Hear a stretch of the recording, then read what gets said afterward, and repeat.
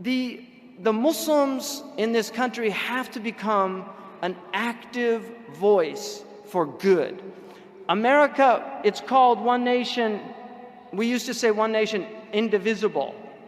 One nation under God, indivisible, with liberty and justice for all.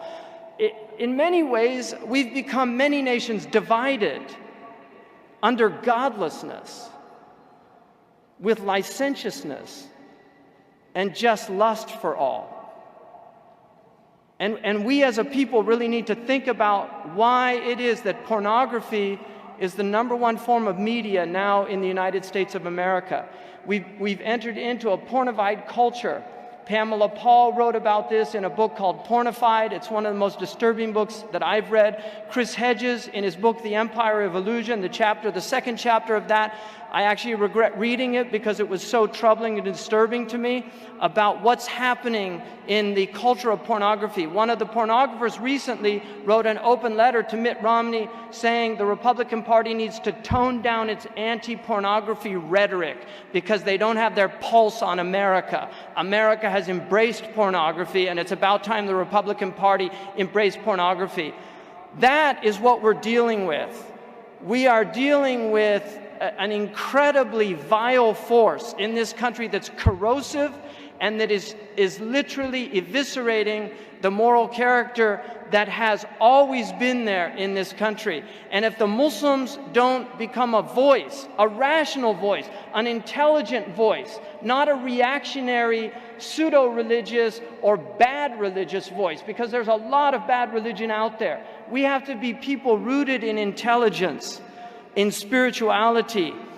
Plato talks about the problem of stories in cultures and the corrosive effect they can have on youth. In his time, he was talking about the plays of Aristophanes. He was talking about some of the classical literature that today is read for moral edification. If he saw the type of stories that were now on a daily basis consumed by our young people, I think that he would completely write off the possibility for any real spirituality, any real metaphysical aspect or element to this culture. So we have to realize the absolute danger of this. We need to be people that are providers and creators of a positive culture, a culture of life, not a culture of death. We used to call people that watch people in private acts of intimacy, they were called peeping toms. It's a crime in the United States. Now we have large numbers of people watching people in public acts of depravity and profanity, and we call these consumers of entertainment. Peeping toms are classified as psychologically ill people. And yet people that are consuming this culture that we have ample evidence of the harm that it's having. I listened to a lecture at the Witherspoon Institute on the effects of pornography in terms of the neuroplasticity of the brain and how brains become rewired, and it was one of the most troubling talks I'd ever heard. And we now know that our young children from the ages of 12 to 17 are having exposures to pornography on a regular basis. Many, many young people. This is a serious problem in our culture, and this is one of the problems.